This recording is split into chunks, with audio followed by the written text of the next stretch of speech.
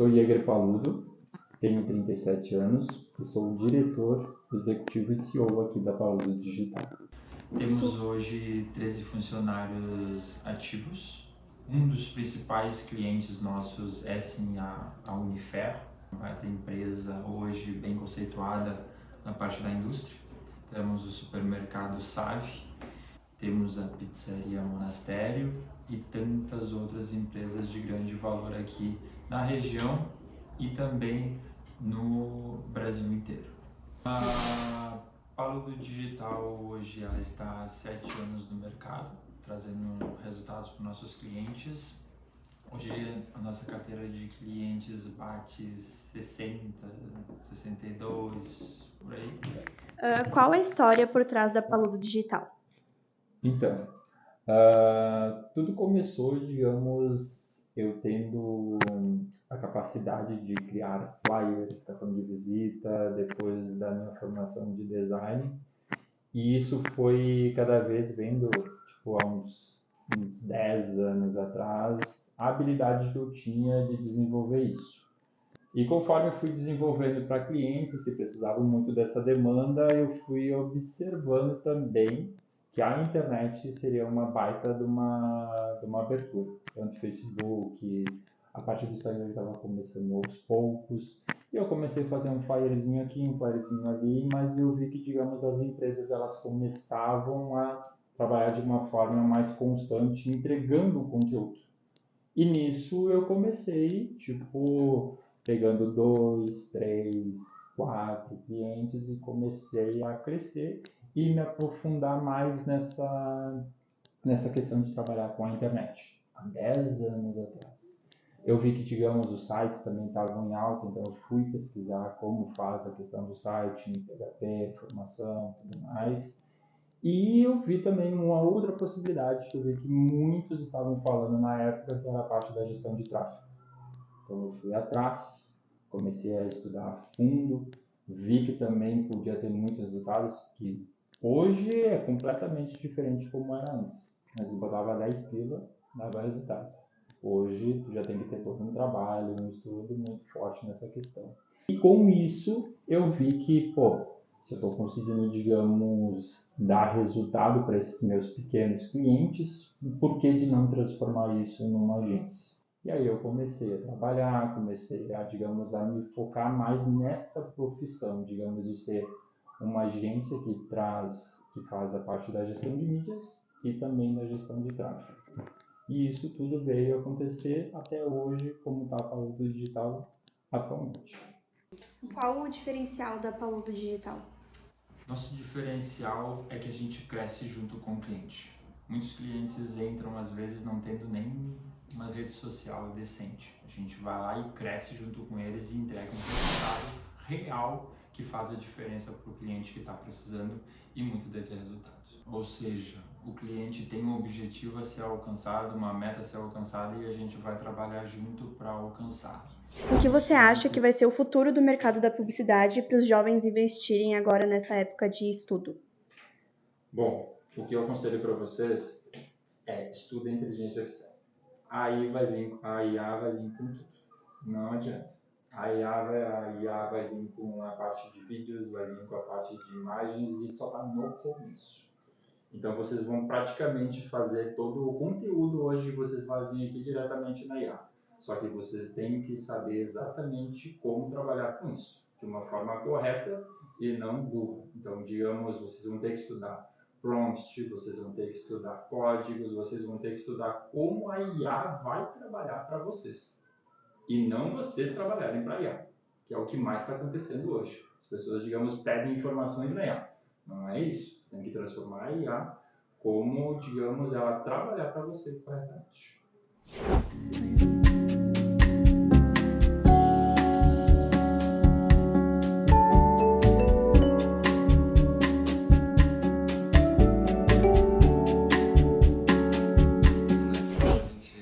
Como que tu faz para gerar valor do serviço de uma agência de publicidade? Essa é uma questão bem importante, porque sempre que a gente fala em serviço, é difícil precificar, né? Então a gente procura entender como o mercado se posiciona, mostrar para o cliente a importância de estar ativo nas redes sociais, de estar aparecendo para sua persona, para o seu cliente-alvo, né? Com o intuito sempre de gerar credibilidade para eles, um posicionamento bem organizado em relação às redes sociais, e um objetivo e foco de todos os clientes, que é a parte de aumento de faturamento, né? Então, basicamente, com esses 3 pilares aí que a gente procura captar e também agregar clientes aí aqui em empresa. Perfeito. Como que tu vê que a inteligência artificial vai interferir no nosso serviço como publicitários, como atendimento? O que tu acha que vai acontecer? Eu acho que a inteligência artificial ela vem para agregar, principalmente otimizar a questão de tempo e também ajudar a otimizar a relação de produtividade, de tempo aí, em relação a toda a demanda que uma agência de marketing tem. O fato de atender uma demanda grande de clientes, ter uma demanda bem grande de solicitações, eu acho que ela vem para agregar bastante nesse sentido.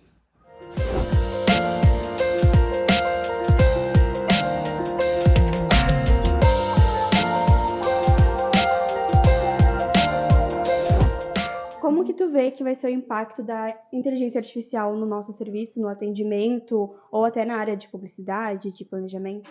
Então, eu tenho uma visão bem contraditória nisso, assim, que não vai em comum com outras pessoas da área. Eu acredito que a inteligência artificial ela não veio para nos substituir, mas sim para adicionar, para acrescentar, entendeu? Eu acredito que quem não se adaptar à inteligência artificial e aprender a lidar com ela não vai conseguir prosperar no ramo, mas eu acredito que seja, assim, uma coisa que a gente tem que investir, que a gente tem que aprender, que a tecnologia ela vai estar cada vez mais avançada, só que a tecnologia ela não substitui o relacionamento. Sim. E o marketing é sobre relacionamento. Então, tipo, não adianta a gente achar que a tecnologia vai substituir 100% do nosso serviço.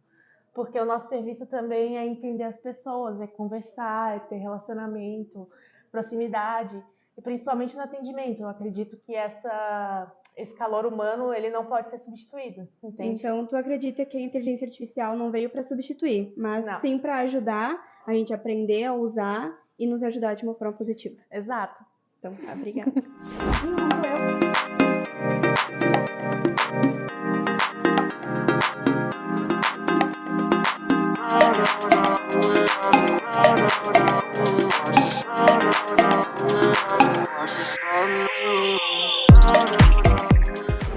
Você pode explicar para nós o que um profissional de atendimento ao cliente faz? Sim.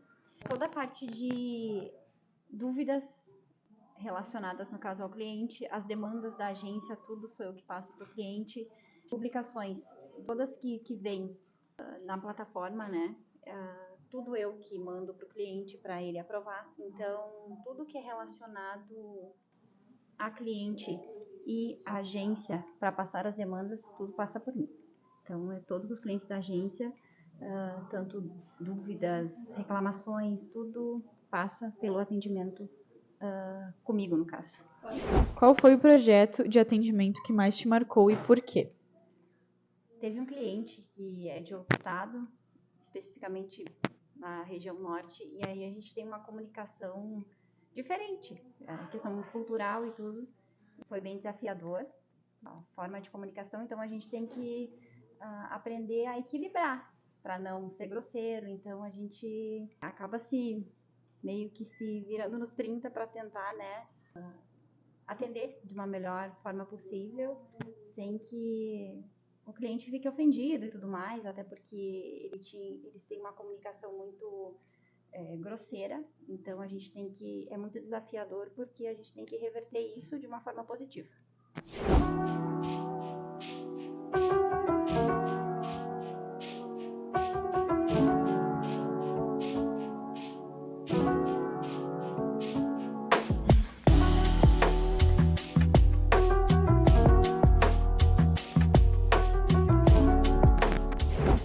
O que você indicaria para um estudante que deseja iniciar nessa área? Estudo. Tem que ter muito estudo, tem que ver vídeos, tem que fazer cursos, tem que focar em entender como funciona o gerenciador em si, como ele cobra por públicos, como que tu pode estar trabalhando por públicos frios, públicos quentes, e principalmente entender como trabalhar com o público, porque é uma área que tu tá usando tecnicamente dinheiro dos outros. Então tu tem que saber lidar com essas questões da pessoa talvez reclamar de um lead caro, reclamar de uma situação que não está convertendo. Então, a minha dica principal seria aprender a lidar com o público nessas questões, mas também estudar o gerenciador, estudar como funcionam as campanhas, estudar criativos que convertem, estudar tipos de público de interesse, público aberto, públicos de remarketing, para assim tu ter um amplo conhecimento e, se você for seguir na carreira de gestor de tráfego, conseguir ampliar a sua cartela de clientes. Qual foi a sua maior dificuldade durante uma campanha? Acho que a maior dificuldade que a gente enfrenta são as otimizações. Por exemplo, tu vê que uma campanha não está performando bem, que o lead está muito caro, tu entender qual que é o público que mais funciona para aquela empresa, porque tu tem que passar todo por um período de testes de criativo, de públicos, ver o que vai funcionar, o que não vai funcionar, para tu também não estar jogando dinheiro fora do cliente que tu está fazendo a gestão. Mas acredito que essa seja a principal dificuldade, entender criativos, entender públicos que funcionam, para aí sim tu tá, escalando e performando ainda melhor as campanhas. Quais seriam os valores iniciais para uma empresa que deseja iniciar no tráfego pago? A minha sugestão sempre para os clientes que chegam e vão iniciar no tráfego pago é investir inicialmente de 30 a 50 reais diários. Geralmente é um valor que os clientes acham alto para quem nunca investiu, mas é um valor ideal para começar a entender o tipo de público e tipo de criativo que mais serve. Para entenderem, o gerenciador ele cobra por públicos que são usados e geralmente varia de acordo com o valor do dólar. Então, se o dólar está em 5,70, ele vai cobrar 5,70 por cada público. Se o dólar está em R$6, ele vai cobrar R$6 por cada público. Então, se o cliente investe de 30 a 50 reais diários, mais ou menos, por dia, a gente consegue ter já um grande poder para estar trabalhando públicos diferentes e assim ir testando o que mais dá certo. Isso geralmente dá em torno de 900 a 1.500 reais por mês, que é um investimento que a gente considera ideal para o primeiro momento. E claro, depois que as coisas vão se ajeitando, que a gente vai entendendo o que funciona, a gente pode ir escalando esse valor para ampliar os resultados. O que faz um profissional de tráfego pago? Um gestor de tráfego pago, ele sobe campanhas a nível tanto Meta Ads ou Google Ads. Tem profissionais que são mais especializados em Meta Ads, que é o meu caso, e outros que são especializados mais em Google Ads. Mas eles fazem as campanhas que são os patrocinados, que passam no Instagram, no Facebook, no Google, por exemplo, quando você pesquisa restaurantes, aquele restaurante que aparece em primeiro lugar é a empresa que está mais investindo no nível de leilão para aparecer ali, e é com os objetivos de atrair leads, tanto trazer reconhecimento para essa empresa, dessa empresa ser conhecida, ela ser visualizada no mercado, mas também de atrair pessoas que vão chegar diretamente pelo WhatsApp, pelo direct, nível de cadastros e aumentar as vendas do negócio.